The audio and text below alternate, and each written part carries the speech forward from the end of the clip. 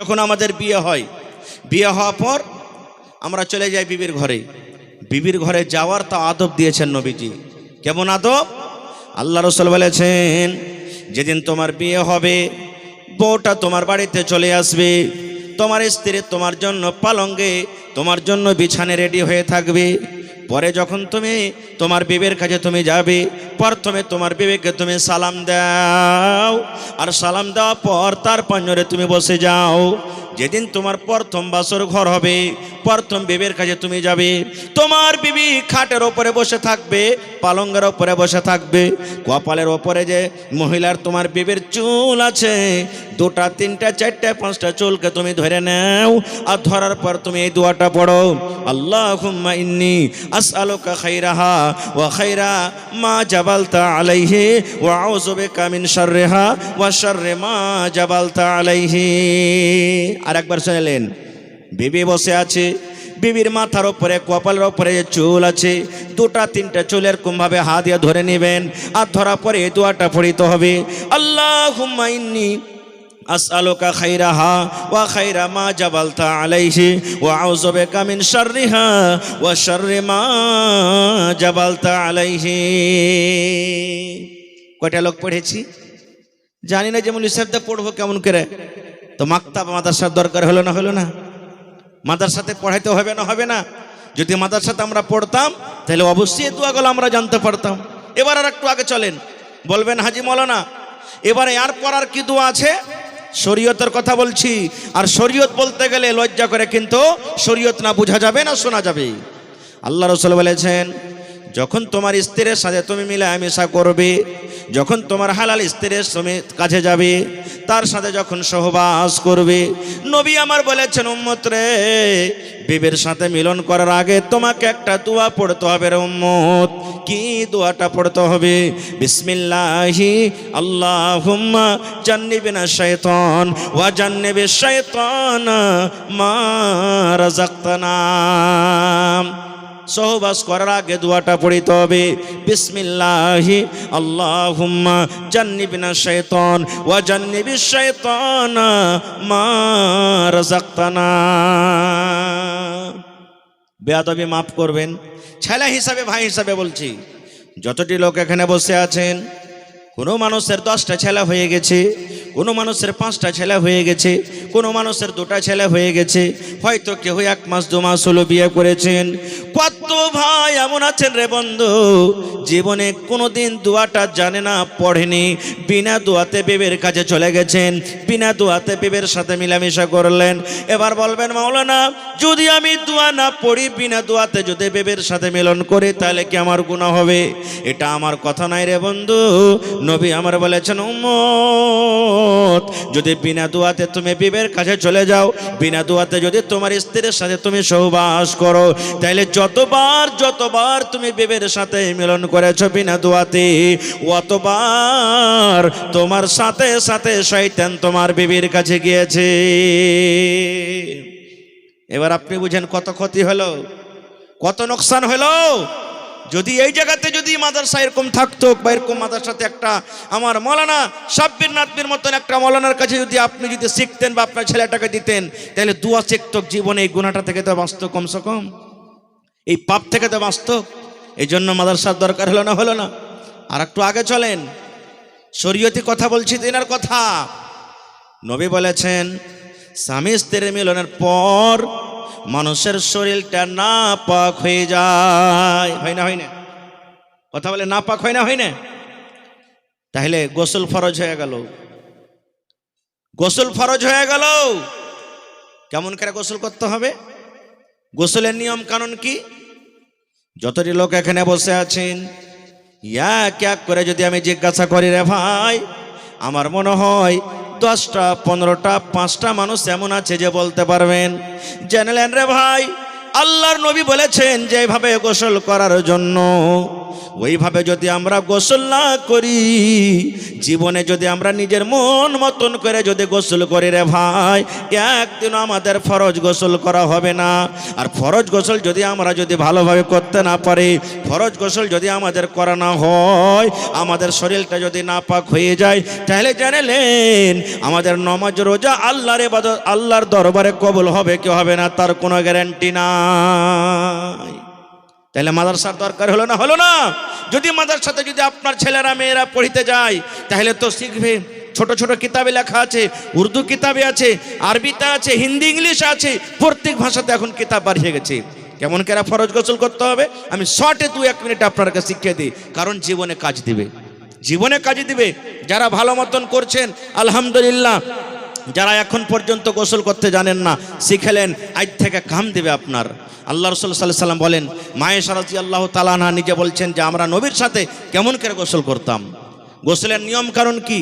মহিলারা যেভাবে গোসল করবে পুরুষরাও ওভাবে গোসল করবে। গোসলের কোনো নিয়ম কারণ আলাদা নাই। মহিলা এবং পুরুষ তাদের দুজনের গোসলের নিয়ম কারণ একটাই। কিভাবে গোসল করতে হবে? আল্লাহ রাসূল বলেছেন, যখন তোমাদের ইরাদা হবে যে আমরা এখন গোসল করব, তোমরা আগে প্রথমে পেশাব করো, পেশাব করে লাও। কারণ পেশাব করতে গেলে পেশাবের নালাতে রাস্তাতে যদি কোনো ময়লা কোনো গন্ধগি থাকে ওইটা সাফ হয়ে গেল। তারপরে রাসূল বলেছেন, তোমরা পেশাব করার পর নিজের লজ্জাস্থানকে, নিজের সারামগাকে তোমরা সুন্দর করে ভালো করে ধুয়ে নাও। আর ধোয়ার পর তোমাদের এই হাতটাকে মাটিতে মাঞ্জো, মাটিতে মাঞ্জো। এখন তো সাবুন হয়ে গেছে আলহামদুলিল্লাহ। এখন এমন সুন্দর সুন্দর করে মানুষ গোসলখানা তৈরি করেছে যে মাটি এক ফোঁটা আপনি পাবেন না। তো মাটির জায়গাতে এখন সাবুন ইস্তেমাল করতে হবে, সাবুন দিয়ে আপনার হাতটাকে মানজেন। এবার রাসূল বলেছেন, তুমি অমনি ভাবে তুমি ওযু করো যেমনি ভাবে নামাজের জন্য ওযু করো। তোমরা কেমন করে ওযু করতে হবে? বিসমিল্লাহ বলে পানি নিলেন হাতে। কি দোয়া পড়তে হবে ভাই? জোরে বলেন, দোয়াটা কি পড়তে হবে? বিসমিল্লাহ, বিসমিল্লাহির রহমানির রহিম পড়িতে হবে না আপনাকে। বিসমিল্লাহির রহমানির রহিম কখন পড়িতে হবে? যখন আপনি পড়িতে লিখতে বসবেন, কোরআন পড়িতে বসলেন, দোয়া পড়িতে বসলেন, সূরা পড়িতে বসলেন, আর কোনো কিতাব পড়িতে বসলেন, তখন বিসমিল্লাহির রহমানির রহিম। চিঠি লিখতে বসলেন, তখন বিসমিল্লাহির রহমানির রহিম লিখবেন। আর বাকি যত কাম আছে, মহিলারা ভাত রান্না করবে বিসমিল্লাহ, চাল ধুয়ে দিবে বিসমিল্লাহ, ধান কাটবেন বিসমিল্লাহ, গরু বানবেন বিসমিল্লাহ, ঝাঁপ খুলবেন বিসমিল্লাহ, এরকম ভাবে প্রত্যেক কাজে বিসমিল্লাহ বলবেন। শুধু উজু করতে বসবেন শুধু বিসমিল্লাহ, বিসমিল্লাহ বলে ওযু শুরু করলেন। কয়বার ধুবেন? 3 বার। বুখারী শরীফের হাদিস এসেছে যে যদি একবার আপনার যদি ভালোভাবে ধুয়ে মুকাম্মাল হয়ে যায়, একবার ধুতে পারেন। একবারে যদি না হয় মাররাতাইনে মাররাতাইন, মানে 2 বার করে ধুতে পারেন আপনি। ওয়া সালাসা মাররাতান, 3 বারও ধুতে পারেন আপনি। কিন্তু 3 বার থেকে 4 বার আর হবে না, এটা বেশি হয়ে যাবে। তো 3 বার পর্যন্ত ধোয়া সুন্নাত। আপনি বিসমিল্লাহ বলে এখান থেকে 3 বার ধুয়ে নিলেন। আর লোক গলাকে এরকমভাবে খুব সুন্দর করে করে লগাইলেন। তারপর আপনি কি করলেন? হাতে পানি নিলেন। পানি নিয়ে অর্ধেকটা মুখে অর্ধেকটা নাকে একই সাথে আলাদা মুখে 3 বার, নাকে 3 বার নয়। আপনি নিলেন, এটা সহি তারিকা। হাতে পানি নিলেন, মুখে নিলেন আধখানি, আর লাখে আধখানি নিলে একই সাথে 3 বার। এবার গাড়গাড়া করলেন, লাকটাকে সুন্দর করে ঝাড়লেন। ইস্তান হাদিসে এসেছে লাকটাকে ঝাড়লেন, 3 বার হয়ে গেল। আবার পানি নিলেন, সুন্দর করে চেহারাখানটাকে ধুলেন। দাড়ি যদি থাকে একবার পানি নিয়ে এরকম করে দিয়ে দিবেন, কারণ দাড়ির ওপর ভিজুক বা না ভিজুক কিন্তু গোড়াখানটা ভিজাইতে হবে আপনাকে। সুন্দর করে 3 বারে আপনি ভিজিয়ে দিলেন। তারপরে ডান হাত এখান থেকে 3 বার ধুলেন, তারপর এখান থেকে বাম হাত 3 বারে ধুলেন। কেহিনিখানটা এরকমভাবে একটু লগড়াইবেন ভালো করে। এবারে ফরজ গোসলের জন্য মাসা কিন্তু দরকার নেই, বিনা মাসা তো আপনার ফরজ গোসল হয়ে যাবে। যদি আপনি মাসা করেন, তাহলে মাসা কিভাবে করতে হবে? পানি নিলেন, হাতটাকে ঝাড়ে নিলেন। আমার হাতে কয়টা লোক আছে ভাই? কথা বলেন। হ্যাঁ, 10টা লোক আছে। তাহলে যার 8টা 9টা থাকবে, তাহলে কি তার ওযু হবে না? তারও ওযু হবে। 5টা থাকে তাও হবে, হাত না থাকে তাও হবে। তাই দেখেন, আল্লাহ তাআলা 10টা লোক দিয়েছে, মিলিয়ে দিন এরকম ভাবে। কপাল থেকে শুরু করলেন, মহিলারা তাও পুরুষেরা তাও একই। এই মাসা করবেন, নামাজের জন্য করবেন বা এমনি উজু করবেন, তাও এই আপনার মাসা আস্তে আস্তে আস্তে আস্তে পিছন দিকে একটু জায়গা পয়সা আছে, ওকে আমরা কি বলি? কথা বলেন, জানেন না? খোপা না কি বলেন? খোপা। আর উর্দুতে কি বলেন? গুদ্দি। হ্যাঁ, এখান থেকে আপনার আসবে। আর তারপর আবার হাতকে ঘুরাতে লাগেন, ঘুরাতে ঘুরাতে কপাল থেকে শুরু করেছেন, ছেড়ে দিলেন। এই 2টা লোককে কানে দিয়ে দেন, এরকম করে ঘুরান কানে সুন্দর করে। আর বুড়া লোক দুটা ভাইয়ের থেকে এরকমভাবে মুছে দেন, আপনার মাসা হয়ে গেল। এইবারে আপনাকে পা কিন্তু ধুতে হবে না খো, ফরজ গোসলের জন্য পা ধুতে হবে না খো। এবার নবী বলেছেন 3 খাবল পানি লাও, এরকমভাবে খাবলে পানি লিয়ার করে 3 বার মাথাতে দিতে হবে। আর চুলের ভিতর গেলে এরকম এরকম এরকম করে সুন্দর করে খুব লগড়াইতে হবে ভালো করে, ওপর ভিজুক বা না ভিজুক গোড়া কিন্তু ভেজা চাহি। 3 বার পানি নিলেন, পানি নিয়ে গোড়া গালাকে সুন্দর করে ভিজিয়ে দিলেন। তারপরে রসুল বলেছেন ডাহিন দিকে পানি বহাও, বাম দিকে পানি বহাও, গোটা শরীরে পানি বহাও। যখন গোটা শরীর যখন ধোয়া হয়ে গেল, রসুল বলেছেন যে জায়গাতে তুমি গোসল করলে খাড়ো হয়ে ওখান থেকে আধ হাত 1 ফিট আধ ফিট এদিক ওদিক তুমি হেঁটে যাও, হটার পর ডাহিন পা ধাও, তারপরে বাঁ পা ধাও। এটা হলো কি ফরজ গোসলের নিয়ম। এবার আপনি বলেন যদি এই নিয়মে আপনি গোসল করে থাকেন আপনার গোসল হয়েছে, আর নিজের জীবনের গোসলকে মিলান, যদি এইভাবে আপনার যদি গোসল না হয়েছে তাহলে ভাই যতবার জীবনে গোসল করেছেন একদিনও গোসল হয়নি। তাহলে মাদ্রাসার দরকার হলো না, হলো না? যদি মাদ্রাসাতে আপনি তালিম নিতাম, আপনার জীবন যা হলো হলো, ছেলে মেয়ে যদি আপনার এরকমভাবে তালিম না লায়, তাহলে এরকমভাবে শরীয়ত কি বলছে আমি কি বলছি, শরীয়ত নবী কি বলেছেন আর আমি কিভাবে আমল করছি, আমার আমলটা আল্লাহর কাছে কবুল হবে? জীবনে হবে না খো। ভাই মুসলমান, আর একটু আগে চলেন। যদি কোনো মহিলা সুন্দর করে চুল গাঁথে রেখেছে, ভালো করে চুল গাঁথে রেখেছে, মা খালারা খুব সুন্দর করে চুল গাঁথে, যদি বলে হ্যাঁ যে মৌলানা গোসলের সময় থেকে চুল খুলতে হবে, তাও চুল খোলার দরকার নেই। যদি কোনো মা খালার সুন্দরভাবে চুল গাঁথা থাকে, চুল খোলার দরকার নাই, কিন্তু চুলের গোড়াতে পানি পৌঁছাতে হবে, একটাও চুলের গোড়া যেন ফাঁকা না থাকে। কিন্তু ওই মা খালা হাইজ মাসিক থেকে যখন পাক হবে, নেফাস বাচ্চা হওয়া থেকে যখন পাক হবে, আর তখন যেটা গোসল করবে, ওর মাথা যদি গাঁথা থাকে তখন কিন্তু ওই চুলের ঝুঁটি তাকে খুলতে হবে। ওকে চুল ফুল বান্ধানি থাকে মাথাতে, ওই চুলটা কিন্তু তখন খুলতে হবে, বিনা খোলাতে তখন তার কিন্তু গোসল হবে না। এ ভাইয়েরা আমার, তাহলে ফরজ গোসল নিয়ম শুনে নিলেন। এবার আর একটা হাদিস আপনাকে শোনাই। যদি কোনো মানুষ বিয়ে শাদী করার পর শুধু ইবাদত বান্দেগি করে, বিবির কাছে যদি টাইম না দেয়, সময় না দেয়, তাহলে কি তার গুনাহ হবে? সহিহ হাদিস।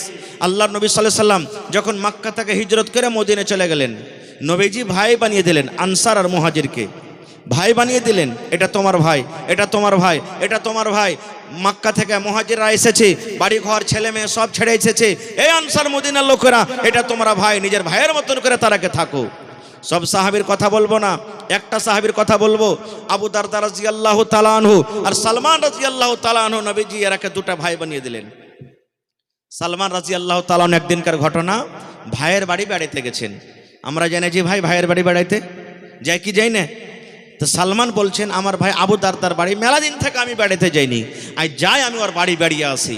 ভালো করে শুনবেন গৌর করে হাদিসটা। এবারে সালমান রাদিয়াল্লাহু তাআলা আনহু দিনের বেলাতে চলে গেলেন, মোটামুটি ধরেন 7টা 8টা 9টা 10টার সময় চলে গেলেন দিনের বেলাতে। বাড়িতে আওয়াজ দিলেন, আবু দারদা ভাই বাড়িতে আছেন? আসসালামু আলাইকুম ওয়া রাহমাতুল্লাহ। কারণ বাড়িতে ঢুকতে গেলে পারমিশন নিতে হবে, আমাদের মতন তো নয়। ওরে সুলেমান বাড়িতে এসে রে, এই করতে করতে করতে কোর্টে ঢুকে গেছি আমরা। সাহাবীর একটা আমল ছিল না, ওরা সালাম দিয়ে অনুমতি যদি পাইতেন তাহলে যেতেন। বাড়িতে গেলেন, বাড়িতে কে আছে? আবু দারদা নাই, ওর স্ত্রী উম্মে দারদা বাড়িতে আছে, মানে কে? সালমানের ভাবি হলো এটা, যাকে আমাদের ভাষাতে ভানি বলছি, বাড়িতে আছে। বাড়িতে বসা পর তখন বলছে যে ভাবি, ভাই কোনটা গেছে? বলছে তোমার ভাই কামে কাজে গেছে রে ভাই, বসে আশপাশ বসে আছে। তখন সালমান বলছেন ওর ভাবিকে, ভাবি একটা কথা জিজ্ঞাসা করব, সহিহ হাদিস। বলছে কি রে ভাই? বলছে ভাবি জান, তোমাকে আমি দেখছি, তোমার মাথার চুল গলা উস্কো খুস্কো হয়ে আছে, কি ব্যাপারটা? কতদিন থেকে তুমি মনে হয় সিথা করনি, কতদিন থেকে তুমি মাথাতে তেল দাওনি, কাপড় যে পিন্ধা আছো পুরাতন কাপড় পিন্ধা আছো, নতুন কাপড় তোমার পরনে দেখতে পাই না, কি ব্যাপার ভাবি? একটু কি তুমি আমাকে জানাবে না? যেমন একটা মহিলাকে সুন্দরভাবে তৈয়ার হয়ে থাকতে হয়, সুন্দরভাবে মেকআপ করে থাকতে হয়, তোমাকে আমি ওরকম দেখতে পাই না। কতদিন থেকে হয়তো তুমি সীতা করনি, তোমার চুলগুলো আলো সালো হয়ে আছে, তোমার মাথাতে চুল নাই, তুমি সুন্দর একটা কাপড় পিন্ধানো, পুরাতন কাপড় পিন্ধা আছো, কি ব্যাপার? কে বলছেন? সালমান বলছেন নিজের ভাবিকে। ভাবি তখন কি বলছেন? রে সালমান ভাই, কার জন্য সীতা করব রে ভাই? কার জন্য আমি তেল মাখবো, কার জন্য আমি চুলে চিরুনি করব, কার জন্য আমি নতুন কাপড় পিনবো রে ভাই? আমার কাপড়টা কে দেখবে? আমার সিঁথা করা কে দেখবে? আমার চেহারাটা কে দেখবে? আমার নতুন কাপড় পিন্ধাটা কে দেখবে? কার জন্য আমি সুন্দরভাবে সাজা থাকবো? কথাটা শোনার পর তখন সালমান বলছেন রাদিয়াল্লাহু তাআলা আনহু, ভাবি তুমি কেমন কথা বলছো যে কার জন্য আমি সাজবো? আমার ভাই আবু দারদার জন্য তুমি সাজবে? বলছেন না রে ভাই না, তার কথা বলিস না। বলছে কেন ভাবে তার কথা বলবো না? বলছে ভাই রে, তোমার ভাইটা আমার পাঞ্জরে আছে না রে ভাই, আমার শুনে তার কোনো মতলব নাই, আমার শুনে তার কোনো দরকার নাই। এবার সালমান বলছেন ভাবে তুমি কেমন কথা বলো? বলছে ভাই রে, তোমার ভাই এমন নেককার মানুষ, তোমার ভাই এমন পরেশগার মানুষ, কোনো দিন রোজা ছাড়ে না, রোজা দিনের বেলাতে রেখে যায়। আর তুমি তো জানো যারা রোজা রাখে রোজার হালাতে বিবির কাছে যেতে পাবে না, না পাবে? বিবির কাছে যেতে পাবে না। তাহলে তোমার ভাই তো দিনের বেলাতে রোজা রাখে, কার জন্য সেটা করবো রে ভাই? কে আমাকে দেখবে? তোমার ভাইয়ের তো দিনের বেলাতে আমার কোনো দরকার থাকে না, এই জন্য ভাই রে আমি কোনো সাজন কোজন করে থাকি না। বলছে ভাবি দিনের বেলাতে নাই ভাই রোজা করে, তো রাতের বেলাতে? বলছে ভাই রে তুমি কেমন কথা বলছো? রাতের বেলাতে এশারের নামাজের পর আমি যখন বিছানে চলে যাই, তোমার ভাই আমার বিছানে না এসে তাহাজ্জুদ পড়ে নাফল পড়ে আল্লাহর জিকির করে নিজের রাতটাকে কাটিয়ে দেয়। তাহলে দিনের বেলাতে রোজা আর রাতের বেলাতে তাহাজ্জুদ পড়ে রাত কাটিয়ে দেয়, না দিনের বেলাতে আমার কাছে আসে, না রাতের বেলাতে আমার বিছানে আসে। তাইলে ভাই বলো তুমি কার জন্য আমি সাজবো? কে আমার সাজন দেখবে?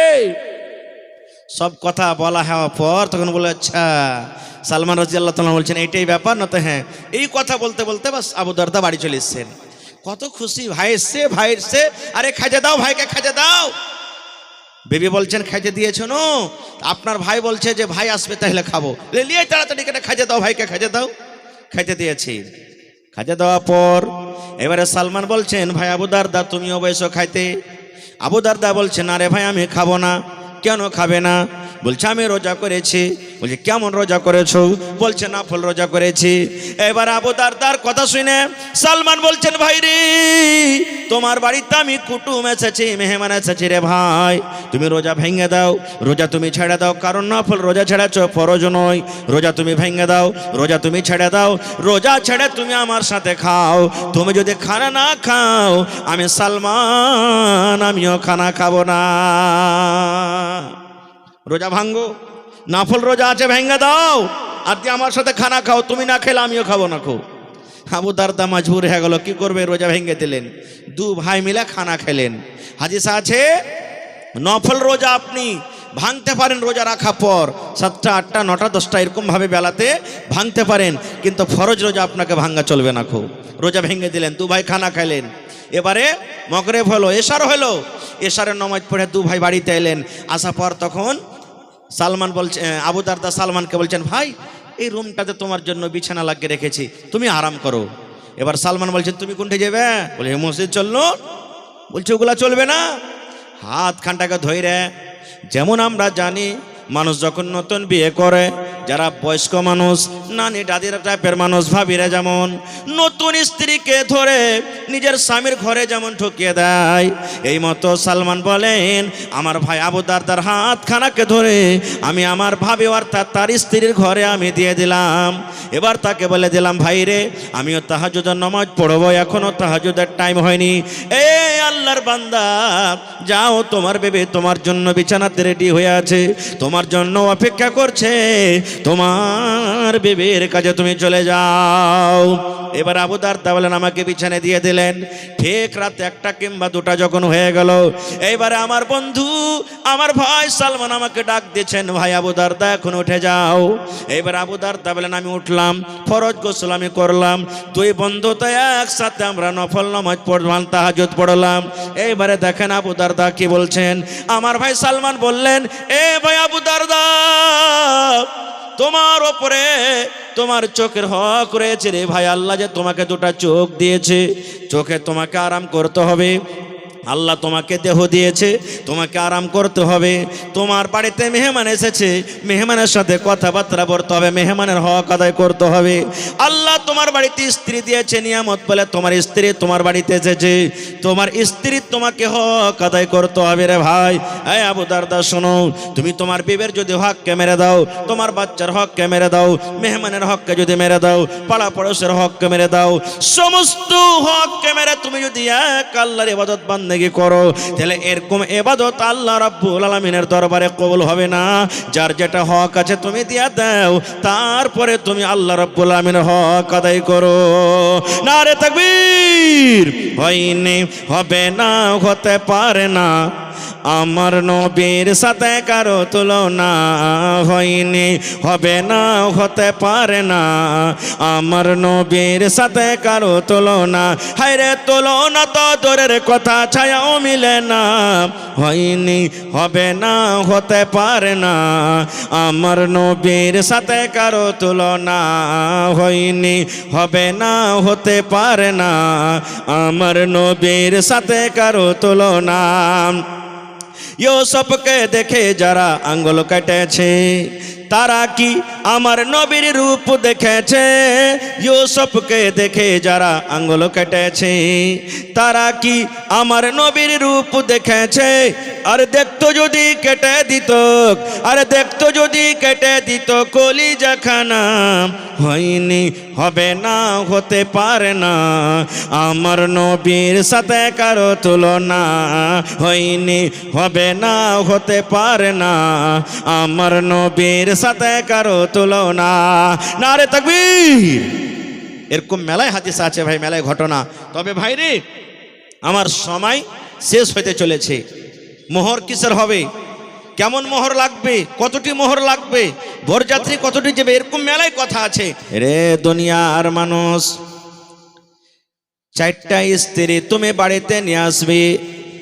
যদি তুমি ইনসাফ করতে না পারো, যদি তুমি ফয়সালা করতে না পারো, কাপড় সমান করে দিতে না পারো, একটার বেলাতে তুমি ভালো মন্দ খুব বেশি বেশি খাওয়াও, আর একটাকে তুমি ভালো মন্দ যদি না দাও, একটাকে তুমি যদি আদর বেশি করে করো, আর একটাকে তুমি যদি আদর না করো, একটার পাঞ্জরে তুমি বসে গল্প সহজ করো, রাত বেশি বেশি করে কাটাও, আর একটার কাছে তুমি পাঞ্জরেও যাও না, ইনসাফ যদি তুমি বরাবর করতে না পারো রে বান্দা, আল্লাহ বলছেন তোমার জন্য একটাই যথেষ্ট, তুমি একটাই বিয়ে করো।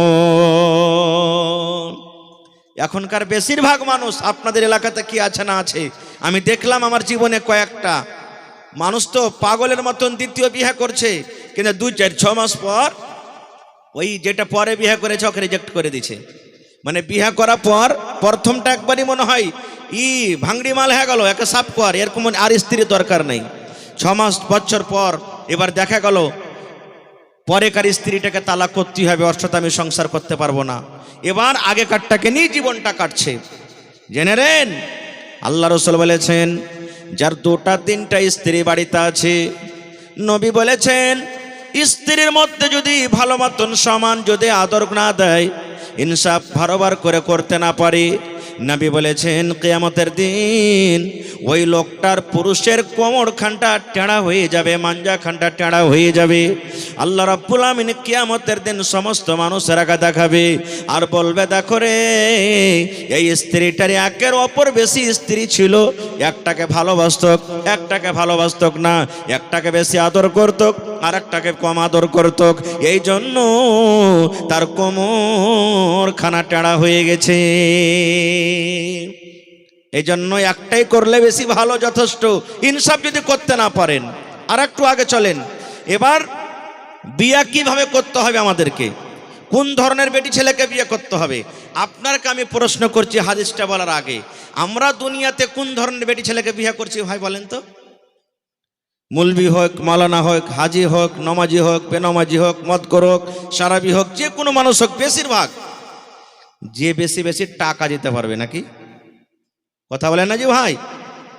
যে বেশি করে টাকা দিতে পারবে, ভালো আপাচি গাড়ি, পালসার লাই পালা, হ্যাঁ, পালাসার গাড়ি যে দিতে পারবে, বুল্লেট যে দিতে পারবে। কত ভাইকে দেখেছি গ্রামে বহু দেখতে এসেছে, গ্রাম থেকে বের হয়ে চলে যায়। পাঞ্জর থেকে একটা লোক বলছে, তোমরা কোন দিকে ছেলে জি? বলছে আব্দুল্লার বাড়ি গেছো বেটি দেখতে, বহু দেখতে। কটি টাকা দেবে? 2 লাখ টাকা তো বলেছি। হ্যাঁ, আমার বেটিটাকে বহু কর না, 3 লাখ টাকা তোমাকে দেব। ভেঙে দিলে বহু, এটাও শরীয়তে হারাম। ভাই মুসলমান, কোন ধরনের মেয়ে ছেলেকে বিয়ে করতে হবে? আল্লাহ রাসূল সাল্লাল্লাহু আলাইহি ওয়াসাল্লাম বলেছেন, তুনকাহুল মারআতু লিআরবাঈন। আল্লাহ রাসূল বলেছেন, বেশিরভাগ মানুষেরা 4টা জিনিস দেখে বিয়ে করে। যেমন আজকে বর্তমান জামানাতে আমরা 4খানা গুণ দেখি। নবী বলেছেন 4খানা জিনিস দেখে, 4খানা সিফাত দেখে, গুণ দেখে মানুষেরা বিয়ে করে। 1 নম্বরে নবী বলেছেন লিমালিহা, মানুষেরা মেয়েটার মাল দেখে, তার বাপের কাছে মাল আছে কিনা, জমি আছে কিনা, 4 চাক্কা আছে কিনা, বাজারে দোকান আছে কিনা, রোডের পাঞ্জরে জবান দোকান আছে কিনা। নবী বলেছেন 1 নম্বরে মানুষেরা মাল দেখে। 2 নম্বরে নবী বলেছেন ওয়ালি হাসাবেহা, মানুষেরা তার বংশ এবং খানদান দেখে। মেলায় মানুষ বলে গ্রামের যে শের মানে মোটা পাটি বড় খানদান, মানুষেরা কথাতে কথাতে বলে হবে এক একটা কুটুমগালা গাঁ ঘরে কর না, টাইম হবে তখন লাঠিতে সাহায্য করবে। এই যে বংশ খানদান দেখে বিয়ে করে। 3 নম্বরে নবী বলেছেন ওয়ালে জামালেহা, দেখতে সুন্দর আছে কিনা, যাকে বউ করবেন দেখতে সুন্দর আছে কিনা, রূপ চেহারা ভালো আছে কিনা। 4 নম্বরে নবী বলেছেন ওয়ালে দীনহা, যাকে বিয়ে করবেন দেখেন 4 নম্বরে তার মধ্যে দীনদারি আছে কিনা। মেয়েটা নামাজ পড়ে কি পড়ে না, রোজা রাখে কি রাখে না, কোরআন পড়িতে জানে কি জানে না, বায়াত বাণী জানে কি জানে না, তাশাহুদ জানে কি জানে না, দুরূদ পড়িতে জানে কি জানে না, নামাজ রোজা দীনদারি তার মধ্যে আছে কিনা। নবী বলেছেন 4 নম্বরে তার মধ্যে দীনদারি দেখো। 1 নম্বরে মাল, 2 নম্বরে খানদান, 3 নম্বরে সৌন্দর্য, 4 নম্বরে কি দীনদারি। এবার আপনারাকে বলি, 4টে যদি গুণওয়ালি মেয়ে ছেলে দেখতে যান তা 1000-এ 1টা পাওয়া যাবে নাকি? 4টা গুণওয়ালি মেয়ে ছেলে তাড়াঘোড়া করে পাবেন না। যদি দাওলাত আছে, দিন নেই। যদি দিনদারি পাইলেন হয়তো গরিব, যদি গরিব পাইলেন হয়তো দেখতে সুন্দর নয়, মানে কোনোটা একটা কম থাকবেই থাকবে। তাহলে বলবেন হাজি মৌলানা আমরা কি করব, বিয়ে শাদী করবো না, এরকমই একবারে সরকারি ঘুরে বেড়াবো সব? জি না, নবী আমার ফয়সালা করে দিয়েছেন। এই আমার উম্মত তোমরা শুনে নাও, 4খানার মধ্যে যদি আগেকার 3খানা না থাকে রে উম্মত, ফাজফার বেজাতে দিন, দীনদারি তার মধ্যে আছে। মেয়েটার বাবার মাল নাই, মেয়েটার কাছে মাল নাই, ওর খানদানও বড় নয়, দেখতে যদি সুন্দর না হয়, লাক মোটা থাকে তাও চলবে, ঠোঁট মোটা থাকে তাও চলবে, দেখতে কালো থাকে তাও চলবে, মোটা থাকে তাও চলবে, দাঁত বড় থাকে তাও চলবে। আল্লাহর নবী বলেছেন 4খানার মধ্যে 4 নম্বর যদি তার মধ্যে দীনদারি থাকে, আগেকার 3টা না থাকে, নবী বলেছেন ওই দীনদারি মেয়ে ছেলেকে তুমি বউ করে বাড়িতে নিয়ে এসো। নারে তাকবীর। এবার বলবেন মাওলানা দীনদারি স্ত্রীকে বাড়িতে নিয়ে এসে কি লাভ আছে? আমি পরে 1-2টা হাদিস আপনাদের সামনে বলবো যদি সময় পাই। তাহলে দীনদারি মেয়ে ছেলে কেমন, ওর মান সম্মান আল্লাহর কাছে কত। আহা হা হা, এই বর্তমান জামানাতে দুনিয়াতে সব থেকে দামি জিনিস কি ভাই? সোনা। আমাদের কাছে কি সোনা? ওকে রোডে ফেলে রাখবেন না, বাক্সতে লুকিয়ে রাখি। জোরে বলেন লুকিয়ে রাখি, কুঠিতে লুকিয়ে রাখি, মায়েরা খালারা নাকে কানে দিয়ে লুকিয়ে রাখে, এত দামি জিনিস। কিন্তু বন্ধুরে নবী আমার 1400 বছর আগে এলান করেছেন আদ-দুনিয়া কুল্লুহা মাতা ওয়া খায়রু মাতা'id দুনিয়া আল মারআতুস সালিহা। আল্লাহ নবী বলেছেন দুনিয়াতে যত সামান আছে, মাল আছে রে, সমস্ত মাল থেকে হলো কি দামি জিনিস। সোনা একটা দামি জিনিস, চাঁদি একটা দামি জিনিস, হীরা মুক্তা একটা দামি জিনিস, এই যে জমিন জায়গা দামি জিনিস, লোহা দামি জিনিস।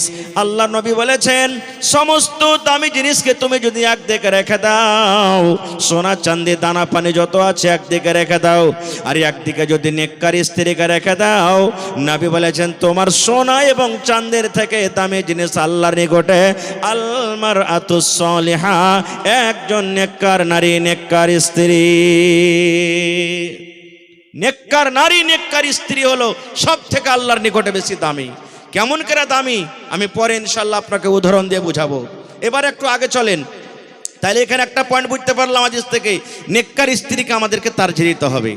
এবারে যদি কোনো মানুষ বলে আমি বিয়ে করব না, মেলে মানুষ আছে না, বিয়ে করব না খো থেকে যাবে এরকম ভাবি, বিয়ে করে ফের কি হবে, বিয়ে করব না খো ঝামেলা হয়ে যাবে, সংসার বাড়িতে খাটাখোটা করতে পারবো না, বিয়ের যদি ইনকার করে, তাহলে ওদের জন্য কি হাদিস আছে। আল্লাহ নবী সাল্লাল্লাহু আলাইহি সাল্লামের জামানাতে 3টা লোক নবীর বাড়ি চলে গেছেন, 3জন সাহাবী নবীর বাড়ি গেছেন। কেন? নবীর ইবাদত সম্পর্কে জানার জন্য, যে নবীজি কখন নামাজ পড়েন, কখন তেলাওয়াত করেন, কখন আরাম করেন, কখন কি করেন, ইবাদত সম্পর্কে জানার জন্য 3জন সাহাবী নবীর বাড়িতে চলে গেছেন। যে টাইমে নবীর বাড়িতে গেলেন ওই টাইমে নবীজি বাড়িতে নাই। কোথায় গেছেন? নিজের কাম কাজে, দাওয়াতের কাজে হয়তো গেছেন। বাড়িতে কে আছেন? আল্লাহর নবীর স্ত্রী, ভালো করে শুনবেন হাদিসটা, মা আয়েশা রাদিয়াল্লাহু তাআলা আনহা বাড়িতে আছেন। এরা 3জন গেলেন, সালাম দিলেন। সালাম দেওয়ার পর বলছেন আল্লাহ রাসূল বাড়িতে নেই। মা আয়েশা বলছেন না বাড়িতে নেই, কি কথা বলো?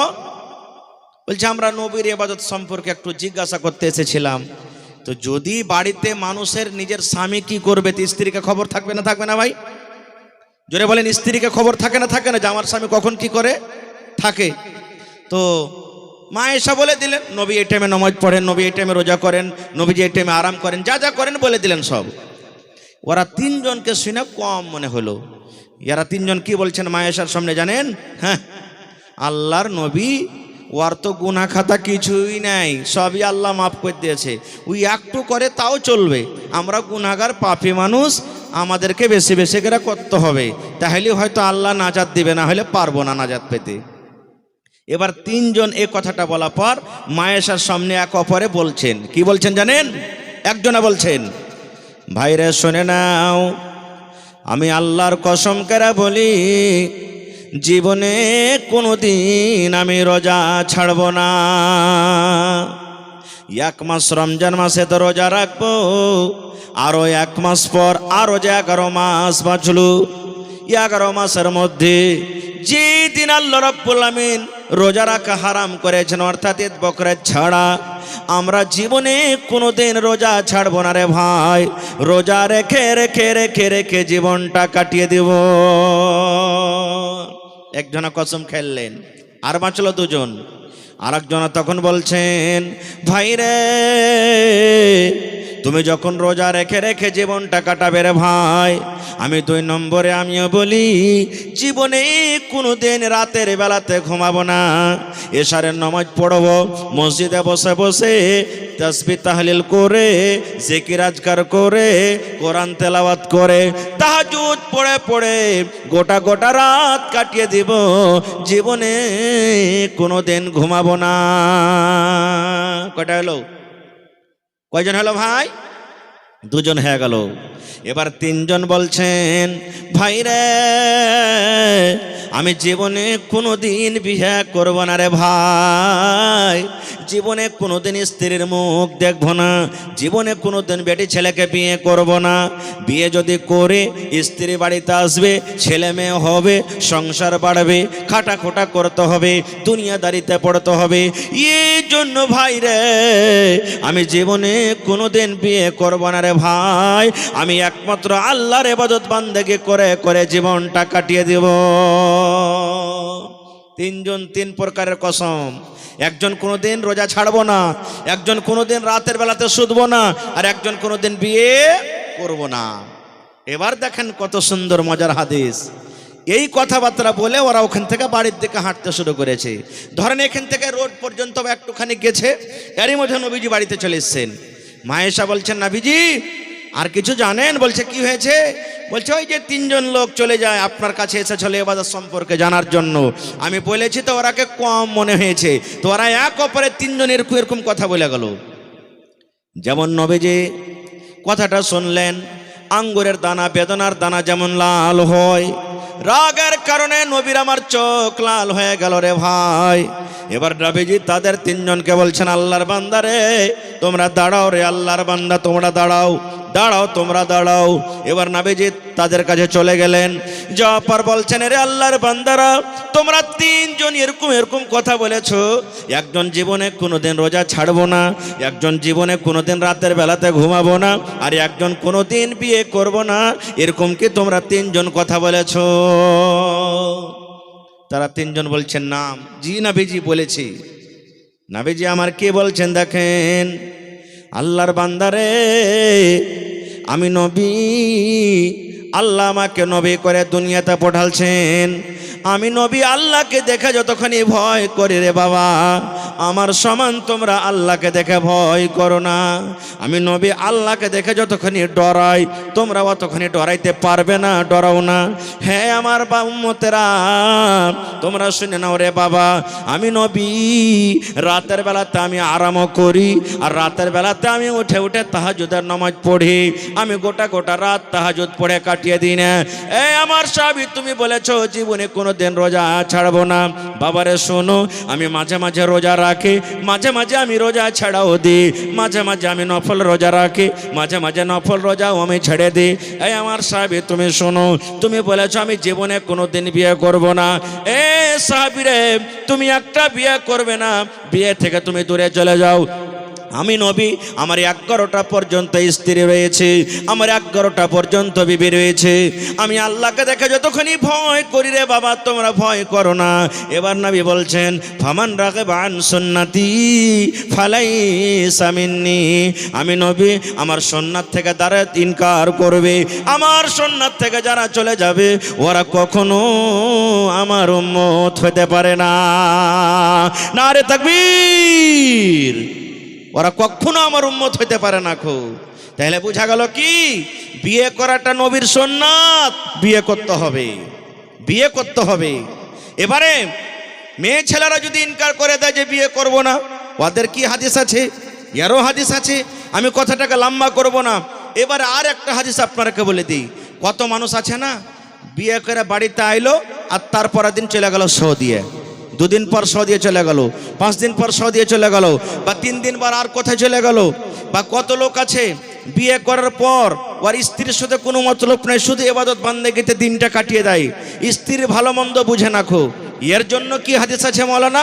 তাহলে একটা হাদিস শুনেন, আর একটা ভালো সুন্দর হাদিস শুনিয়ে দিই। সাল্লাল্লাহু আলাইহি সাল্লামের একটা হাদিস পড়েছি, সে আয়াত এবং হাদিসটাকে সামনে রেখে আমি নিকাহ সম্পর্কে কিছু কথা রাখবো ইনশাআল্লাহ তাআলা। এই দেখেন সোনার লাখ মাছি যাকে বলে, কত সুন্দর চকচকে হয়েছে জি। আল্লাহর কোরআনের প্রতি মোহাব্বত ভালোবাসা দেখিয়ে আমার বহিন দান করেছেন, ইনশাআল্লাহ আমি তার জন্য পরে দোয়া করে দেব। ভাই আমার, মানুষ এবং জানোয়ারে পার্থক্য আছে না নেই? কথা বলবেন একটু ভাই।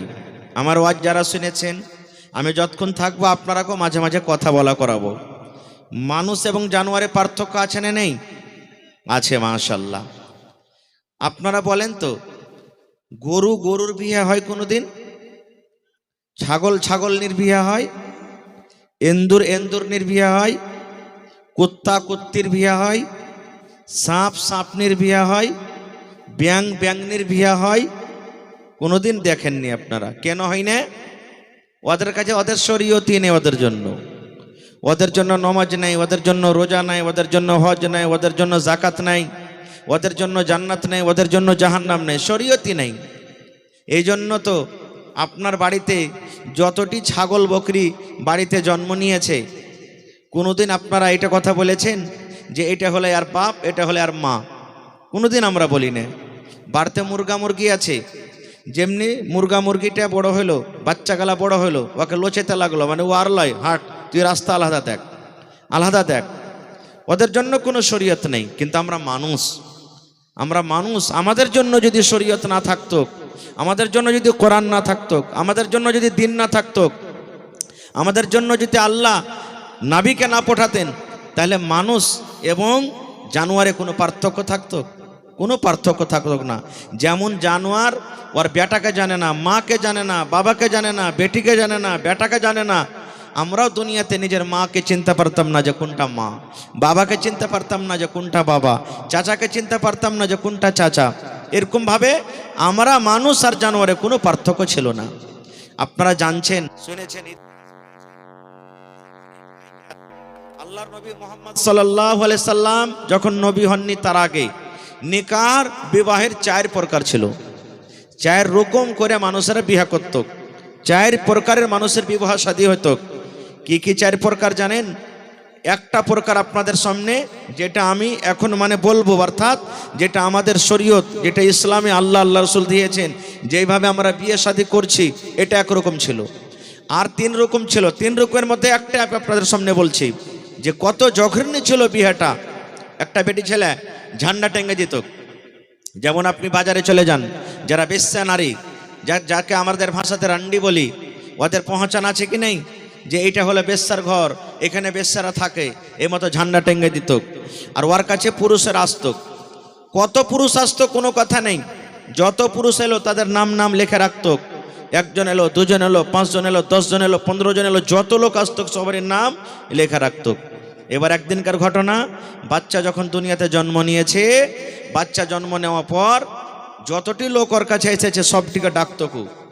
যেমন আজকে জালসাতে এসেছেন আপনারা, এরকম ডাকত। আর ডাকার পর কিয়াফে সানাস, যারা হাত পড়ে বুঝত এটা বাচ্চাটা কার, চেহারার সাথে মিলাইতো, লোকের সাথে মিলাইতো, পায়ের সাথে মিলাইতো, মুখের সাথে মিলাইতো, কার সাথে মিলছে।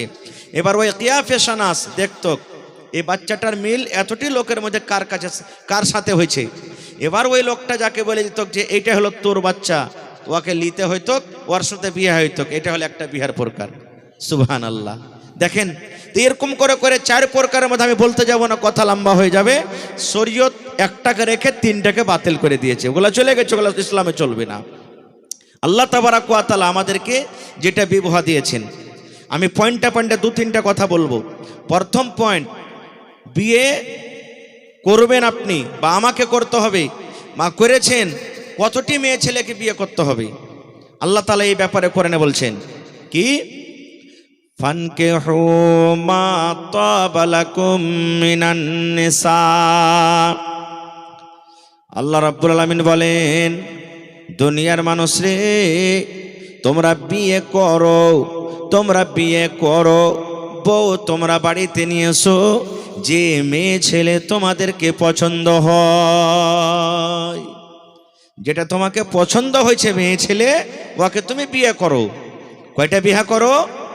মাসনা, 2টা বিয়ে করো। তাহলে মোর বলেন মৌলানা একটা কোনটা গেল? প্রথমে আল্লাহ একটা বললেন না, 2টা বলছেন। মাসনা, 2টা বিয়ে করো, ওয়াসলাসা, 3টা বিয়ে করো, কিংবা 4টা বিয়ে করো। 4টার কথা আছে এখানে, 4টা।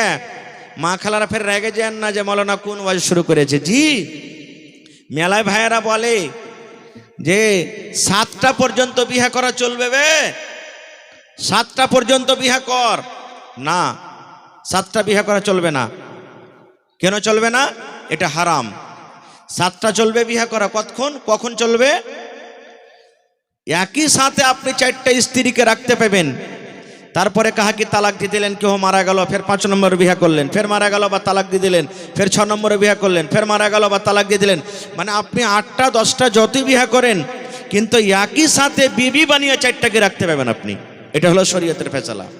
আর একটা জিনিস, একই স্ত্রীর 2টা বোনকে আপনি রাখতে পাবেন না স্ত্রী বানিয়ে। যেমন আপনি একটা স্ত্রী বাড়িতে বিয়ে করেছেন, ওরই একটা বহিন হয়তো খুব সুন্দর আছে। এবার যদি আপনি বলেন যে আমি তোর বোনটাকে বিয়ে করবো, অর্থাৎ শালিকে বিয়ে করব, চলবে না, খুব হারাম। আপনি যদি আপনার শালিকে বিয়ে করবেন তাহলে একে তালাক দিতে হবে, আপনার যেটা প্রথম স্ত্রী একে তালাক দিতে হবে। আর না হলেই যদি মারা যায় তাহলে আপনি ওর বোনকে বিয়ে করতে পাবেন। একই মায়ের 2টা বোনকে, 2টা বেটিকে আপনি স্ত্রী বানিয়ে বাড়িতে রাখতে পাবেন না। এটা শরীয়তে হারাম, এটা শরীয়তে একবারই হারাম, চলবে না খুব। তো 4টা পর্যন্ত আপনি বিয়ে করতে পাবেন, এটা শরীয়তের ফয়সালা, আল্লাহর কথা। এবার আল্লাহ পরে কি বলছেন জানেন? আল্লাহ হায়াত রাখে এই বিষয় নিয়ে আবার কোনোদিন আলোচনা করব। তবে আজকে যতটি বক্তব্য আমি আপনাদের সামনে রাখলাম, যতটি কোরআন হাদিস থেকে বললাম, এই সমস্ত কথা আপনি কোথায় শিখবেন? কোথায় শিখবেন? বাগানে শিখতে পাওয়া যাবে? মাঠে শিখতে পারবেন আপনি? কোনো বাগানে শিখতে পারবেন না? কোনো বাজারে শিখতে পারবেন না? এই সমস্ত কথা আপনাকে মাদ্রাসাতে শিখতে হবে, কোনো মৌলানার কাছে টিউশন করতে হবে, কোনো মাদ্রাসাতে আপনাকে বসতে হবে, কোনো মৌলানার পাঞ্জরে, তাহলে শিখতে পারবেন। তো ভাইরে, আপনাদের কাছে আমার অনুরোধ, আপনার জীবনটা এদিক ওদিকে যা গেছে তা গেছে, যতদূর আল্লাহ আপনাকে শক্তি দিয়েছেন, শিখেছেন, বানায় শিখেছেন, কিন্তু এটা নিয়াত করেন আমরা কোনোদিন আমাদের ছেলে মেয়েরাকে এরকমভাবে শরীয়ত থেকে দূরে রাখবো না, মাদ্রাসা থেকে দূরে রাখবো না, দিন থেকে দূরে রাখবো না, শরীয়ত থেকে কানা রাখবো না, সমস্ত কিছু আমরা শিখাবো। আর আপনারা জানেন মাদ্রাসা বিনা টাকাতে চলবে না ভাই, আপনাদের সাহায্যের দরকার আছে। দেশ বিদেশে আপনারা দেখছেন মাদ্রাসার পরে কত আক্রমণ, কত রকম কথা চলছে। মাদ্রাসা বন্ধ হলে আমরা শরীয়ত থেকে আমরা ইয়াতিম হয়ে যাব রে। যদি বাপ মরলে যেমন বাচ্চা ইয়াতিম হয়ে যায়, মাদ্রাসা বন্ধ হলে আমরা শরীয়ত থেকে ইয়াতিম হয়ে যাব। এই জন্য ভাই, কোরআন কয় পারা আছে? কোরআন কয় পারা ভাই? জোরে বলেন, কয় পারা কোরআন? 30 পারা কোরআন আছে। মেলায় লোক আছেন এখানে, এক পারা কোরআনের দাম 1 টাকার 1000 টাকা কেউ দিতে পারবেন আল্লাহর হস্তে? কেউ এমন আল্লাহর বান্দা আছেন 1 মাসের বেতন একটা টিচারের দিতে পারবেন? মৌলানা 1 মাসের একটা বেতন যা লাগে আমি একটা টিচারকে দিয়ে দেব। কেউ 2 মাসের দিয়ে দিবেন, কেউ 3 মাসের দিয়ে দিবেন, কেউ 1000 ইট দিবেন, কেউ 1 ঘন্টার রড গালা দিয়ে দিবেন, কেউ এক গাড়ি ভালো দিয়ে দিলেন, কেউ 100 সেফটি গেট্টি গালা দিয়ে দিলেন, কেউ 5000 10,000 দিয়ে দিলেন। তা আসেন তো দেখি কোন আল্লাহর বান্দা আছেন 1 পারা দেন তো 1000, 2 পারা দেন তো 2000, 5 পারা দেন তো 5000।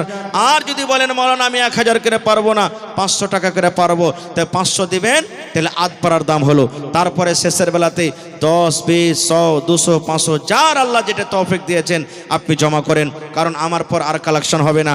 আমার মৌলানা আব্দুল্লাহ সালিম সাহেব চতুর্বেদী মাত্র 10, 15, 20 মিনিটের মধ্যে আপনাদের সামনে হাজির হয়ে যাবে। তা আল্লাহর রাস্তা আসেন তো দেখি, এই এলাকার মানুষকে দেখবো মাদ্রাসার প্রতি মহব্বত, ভালোবাসা। মাশাআল্লাহ, এই দেখেন আমার নানাজান প্রথমে 500 টাকা জমা করে দিয়েছেন আধ পারা কোরআনের দাম। দেখি 1 পারা কোরআনের দাম দেন ভাই, কোন আল্লাহর বান্দা আছেন? কি নাম ভাই? আহা, বহরমপুর, মানে ওই বাঙ্গাল বহরমপুর নাকি? আচ্ছা, পাঞ্জরে বহরমপুর আছে, কাচনা বহরমপুর যেটা বলছে নাকি? এই দেখেন 1 পারা কোরআনের দাম নানার জন্য, নারে তাকবীর, মাশাআল্লাহ। আর মাত্র 28.5 পারা ভাই, মাশাআল্লাহ মাশাআল্লাহ। এই দেখেন আমার একজন ভাই 500, ভাই 1000 দিবেন না? পারবেন না? আহা, 2 পারা হয়ে গেল ভাই। দেখেন 30 পারা কোরআন, 2 পারার দাম পেয়েছি ভাই। ধান গালা লেখান, ভুট্টা গালা কিছু লেখান, মাশাআল্লাহ। কে দিলে ভাইটা? তাজামুল আলম কটি আছে ভাই, মাশাআল্লাহ মাশাআল্লাহ। দেখেন আমার ভাই তাজামুল আলম 5000 টাকা দিয়েছেন, নারে তাকবীর। তাহলে 5 আর 2 7 হয়ে গেল, মাশাআল্লাহ। আর 3000 দিয়ে 10 পড়াতে পারবেন না ভাই? পারবে না? ইনশাআল্লাহ পারবে। হিম্মতে বান্দা মাদাদে খোদা, নওজওয়ান মানুষ, আল্লাহ দিয়েছে বলে দিছে। আল্লাহর কোরআন বলছেন যে আমাকে দেবে আমি আল্লাহ তাকে দেব। মাশাআল্লাহ মাশাআল্লাহ, জাযাকাল্লাহু খাইরান জাযা। এই দেখেন আমার ভাই তাজামুল হক সাহেব 10 পারা পড়িয়ে দিলেন কোরআন, মাশাআল্লাহ। উনি 8 পারা দিলেন, আর আমার 2 জন ভাই দিয়েছেন কত রে? 2 পারা, 10 পারা হয়ে গেল। আর মাত্র 20 পারার আপনাদের আবদার, যদি পকেটে না থাকে অনলাইন ব্যবস্থা আছে, মেরে দেন। মাশাআল্লাহ, জাযাকাল্লাহ। রব্বানা যালামনা আনফুসানা ওয়া ইল্লাম তাগফির লানা ওয়া তারহামনা লানাকুনান্না মিনাল খাসিরিন। রব্বানা আতিনা ফিদ দুনিয়া হাসানা ওয়া ফিল আখিরাতি হাসানা। ভাই 1 পারা দেনা হে ভাই, সালাম করে আসেন। মাশাআল্লাহ, দেখেন কত সুন্দর চেহারা। আর 500 টাকা দিয়ে চলে যাচ্ছেন ভাই। আল্লাহ দিয়েছে, আপনি দিন, আল্লাহ আপনাকে বিনা হিসাবে কিতাবে দিবে। আর 500 টাকা দিয়ে 1 পারা দিয়ে দেন ভাই, ইনশাআল্লাহ 11 নম্বর পারা হয়ে যাবে। নারে তাকবীর, মাশাআল্লাহ। আমার মা খালারা, আমি বসতে না বসতে 1 চাদর দান দিয়ে পাঠালছি। আল্লাহুস সামাদ, মাশাআল্লাহ, জাযাকাল্লাহ। এই দেখেন, কি আপনার নাম? আহা, মাদ্রাসা দারুল উলুম কালামিয়ার তরফ থেকে আমার চাচতো ভাইয়ের নাম সাইদুর। সাইদুর ভাই 1000 টাকা 1 পারা কোরআন, 11 পারা হয়ে গেল ভাই। আর মাত্র 19 পারা অনলাইন। কি আপনার নাম? মোহাম্মদ সাইফুল 1000 টাকা দিয়ে দিলেন অনলাইন, মাশাআল্লাহ, নারে তাকবীর। 12 পারা হয়ে গেল ভাই। আর মাত্র 18 পারা নওজওয়ান কত টাকা আসছে কত টাকা চলে যাচ্ছে এটা জমা থাকবে আপনার জন্য। রব্বানা যালামনা আনফুসানা ওয়া ইল্লাম তাগফির লানা ওয়া তারহামনা লানাকুনান্না মিনাল খাসিরিন। রব্বানা আতিনা ফিদ দুনিয়া হাসানা ওয়া ফিল আখিরাতি হাসানাতাও ওয়া কিনা আযাবান নার। আয় আল্লাহ, তোমার বান্দারকে তামাশা দেখো। তাজামুল ভাই আমার 8 পারা কোরআনের দাম 8,000 টাকা দিয়ে দিলেন। আরও আমার 5 জন ভাই আল্লাহ 1,000 1,500 করে দিলেন। আল্লাহ আমার মায়েরা খালারা এক চাদর দান দিয়ে পাঠালছে রব্বুল আলামিন। 10 20 100 200 500 1000 করে দিয়ে দিলেন। আল্লাহ জি, তুমি তাদের নিয়াত জানো। আল্লাহ তাদের নেক উদ্দেশ্যকে তুমি পূরণ করে দাও। আল্লাহ যারা মুসিবত আছে মুসিবত দূর করো। এ রব্বুল আলামিন, মা বাপ দাদু দাদি নানা নানি শ্বশুর শাশুড়ি যারা বেঁচে আছে ভালো রাখো। আর যারা কবরে চলে গেছেন তাদের কবরে তুমি জান্নাতের বিছানা দিয়ে দাও। আল্লাহ তাদেরকে কবরকে তুমি নূর দিয়ে মনোয়ার করে দাও। রব্বানা তাকাব্বাল মিন্না ইন্নাকা আনতাস সামিউল আলিম। আমিন। মাশাআল্লাহ, আর একজন ভাই আমার 200 টাকা দান করলেন। 2000 টাকা মনে করে তুমি কবুল করে নাও। আল্লাহ মনের আশাকে তুমি পুরা করো। যতদিন দুনিয়াতে বাঁচবে ইমানের হালাতে রাখো। আমিন। কে দিলে এটা? মাশাআল্লাহ, আরো একটা ছোট ছেলে এখানে এলো, এক বদনা দান দিল তোমার রাহি। ও গো আল্লাহ দয়াময়, তুমি রব্বানা মাফ করে দাও আল্লাহ জীবনের গুনাহ। আমি পাপী গুনাহগার করি মোনাজাত, কবরে হাসরে আল্লাহ দিও গুনাজাত। আমিন। আসেন মায়েরা খালারা, 2 নম্বর চাদর আপনারা দিয়ে পাঠান। আর আপনাকে 18টা কলম ভাই পুরাইতে হবে। আমি 30 পারা কোরআনের আবদার চেয়েছি আপনাদের কাছে। মাশাআল্লাহ। কে দিলে এটা? আহারে মহিলা প্যান্ডাল থেকে আমার কোনো একটা বহিন কাঁসার একটা কত সুন্দর বদনা দিয়ে দিয়েছি। এ রব্বুল আমিন, একদিনও মনে হয় পানি খাইনি। আল্লাহ জি, তোমার মাদ্রাসাকে কত ভালোবাসি, কোরআনকে কত ভালোবাসি। আল্লাহ ভালোবাসা দেখিয়ে ভাই আধ পাড়ার তো দাম দিবে জি ভাই কমসে কম। হ্যাঁ, নেই মোবাইলে থাকলে মোবাইলে মেরে দাও ভাই। মাশাআল্লাহ, একজন ভাই আমার 200, আর একজন ভাই আমার 200, আর একজন ভাই আমার 150। মাশাআল্লাহ, আর পারবে না জি ভাই। আল্লাহ একজন ভাই আমার 100 টাকা, আর একজন ভাই আমার 100 টাকা দাম জমা করে গেল। আল্লাহ তারকে দানকে তুমি কবুল করে নাও। এ ভাই 1000 করে দেন তা 18টা লোক লাগবে। আর 500 টাকা করে টাকা দেন তাহলে 18 দুগুণে 36টা লোক লাগবে। তো এতটি মানুষের মধ্যে যদি 30 পারা কোরআনের দাম যদি জমা না করেন তাহলে আল্লাহ তাআলা কিয়ামতের দিন যেদিন জিজ্ঞাসা করবে, বান্দারে 1 টাকার কোরআনের পারার দাম আমার বান্দা চেয়েছিল, এত মাল টাকা পয়সা জমি জায়গা তোদেরকে দান করেছি, আমার মান সম্মানটাকে রেখে তোমরা 1 টাকার 1000 দিতে পারোনি? কি জবাব দিব ভাই আমরা কিয়ামতের দিন বলেন তো? আমি মাত্র 30টা পারা কোরআনের দাম চেয়েছি, আমি 12 পারা পেয়ে নিয়েছি, আর মাত্র 18 পারা আপনাদের কাছে আবদার। মা খালা দাদি নানি ছোট বড় যত আছেন আপনারা একটু মেহরবানি করে চটচট করে দিয়ে পাঠান। ভাই যার নগদে আছে দিয়ে দিবেন, না আছে মোবাইলে আছে অনলাইন ব্যবস্থা আছে দিয়ে দিবেন, ধান আছে ধান দিবেন, মাকই গালা দিবেন। আল্লাহর রাহে যেটা খরচ করবেন চলবে। আল্লাহ রসুলের জমানাতে উট দান হইতো, ঘোড়া দান হইতো, ভেড়া ভেড়ি দান হইতো, গাই গরু দান হইতো, খাজুর দান হইতো, কিশমিশ দান হইতো, পানির যাও গম দান হইতো, বিভিন্ন রকমের দান আল্লাহ রসুলের জামানাতে হইতো। আর আল্লাহর কোরআন বলছেন, লাইন শাকারতুম লাযিদান্নাকুম, হে আমার বান্দা আমি যেটা নিয়ামত দিয়েছি আমার রাহে তুমি খরচ করো, আমি আল্লাহ আরো বেশি বেশি করে তোমাদেরকে দান করব। আল্লাহ রাহে খরচ করতে গেলে বাড়বে না, আল্লাহ রাহে খরচ করতে গেলে ঘটবে না, আল্লাহ আরো বাড়িয়ে দিবে।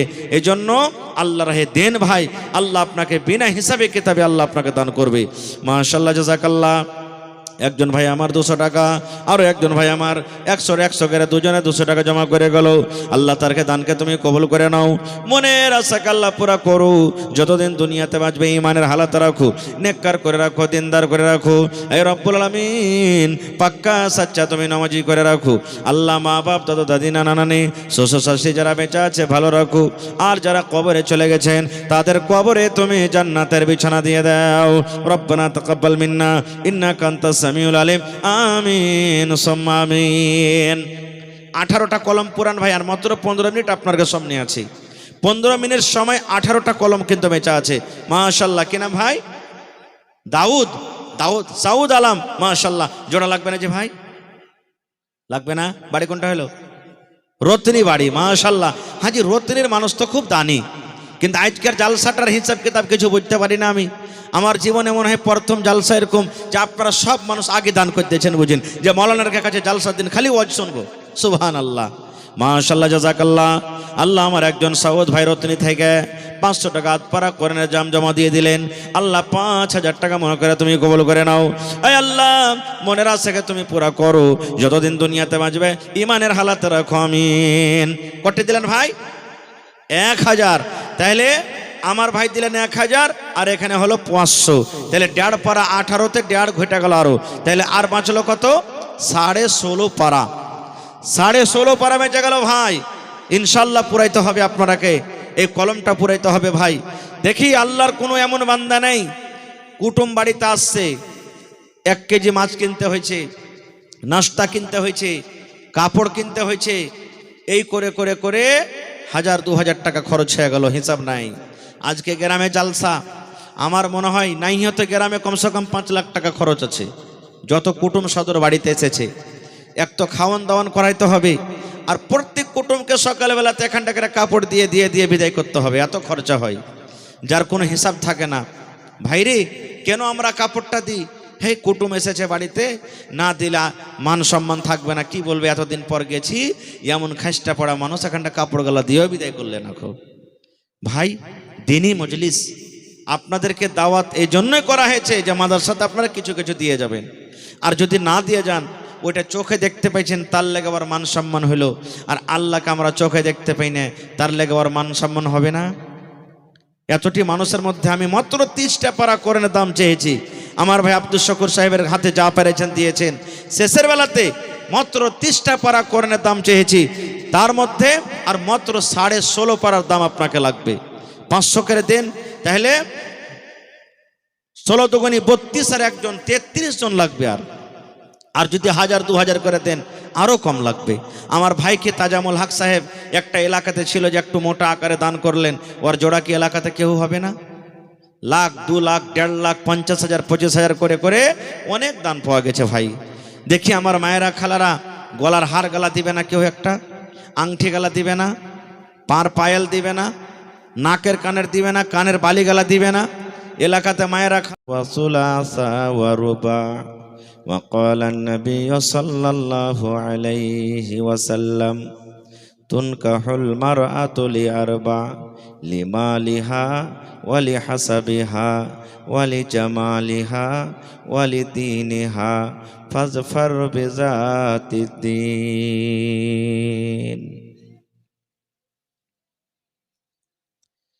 দয়ার সাগর নবীজিকে বেঈমানেরা ছিল না, বিনা দোষে নিষ্ঠুরেরা দিল কতই যন্ত্রণা।